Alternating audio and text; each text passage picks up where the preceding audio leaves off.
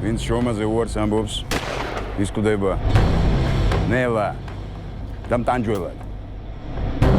საუკეთესო ორიგინალური ქართული დრამა ბრუნდება. Опять грузины! წესები მარტივია. ჭამთ, მუშაობთ და ემორჩილებით ზემდგომს, ესე იგი მემორჩილებით მე. 2 ნოემბერს 22 საათსა და 30 წუთზე. გავიგე რომ აქ ყველა თავის თამაშს თამაშობს, მაგრამ შენ რას თამაშობ?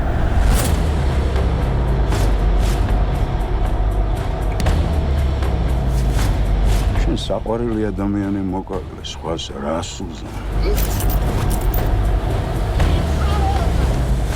სატელევიზიო პრემიერა. ტიფლისი. მეორე სეზონი.